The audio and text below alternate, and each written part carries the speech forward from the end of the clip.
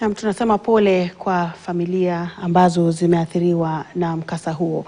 Tukiendelea huku vuta ni kuvute baina ya madaktari katika kaunti ya Kiambu na serikali ya kaunti hiyo ikiendelea, makali ya mgomo wa madaktari ambao umeingia siku yake ya 133 yanaendelea kudhihirika na kuacha wakazi na makovu.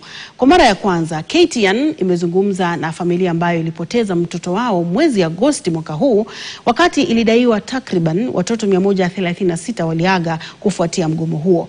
Na kama anavyoarifu mwanahabari wetu Gloria Milimu, serikali ya kaunti hiyo imetupilia mbali idadi hiyo ya maafa, huku muungano wa madaktari KMPDU na ukishikilia kwamba serikali za kaunti zimefeli kabisa kuangazia swala la ajira tangu kugatuliwa kwa sekta ya afya.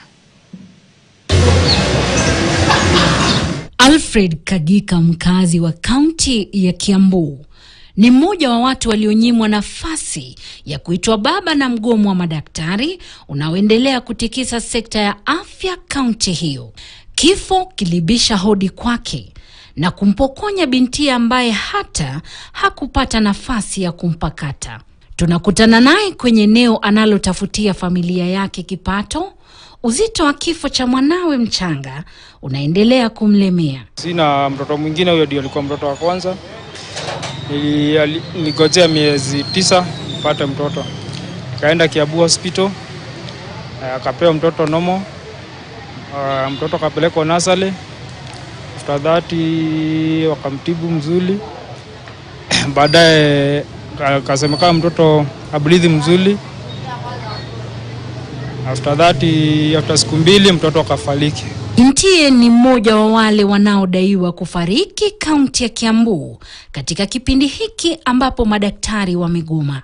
Nyumbani kwake ambapo kulitarajiwa kutawaliwa na kilio cha mtoto mchanga, kumesalia kimya, huku mkewe Masi Munyiva akisalia na uchungu wa kumpoteza mwana ambaye alifariki siku 3 tu baada ya kuzaliwa.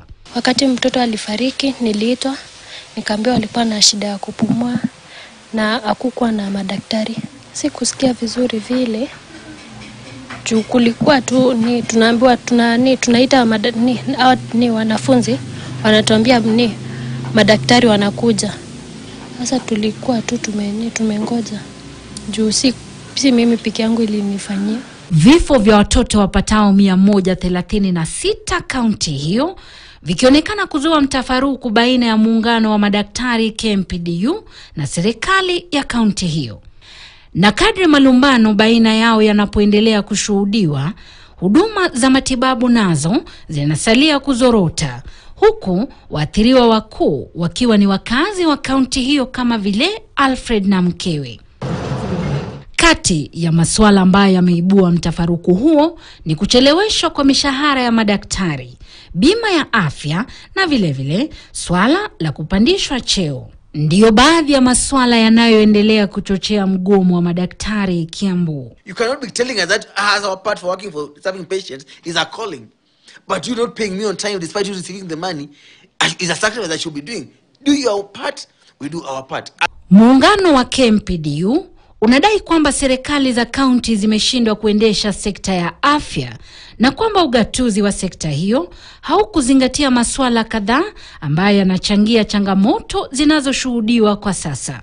And so they took healthcare without costing it, only for them to discover that the drugs are expensive, the doctors are expensive, yet the patients you are treating are poor and cannot afford them to pay the bill, so they have to keep on waiving the bills.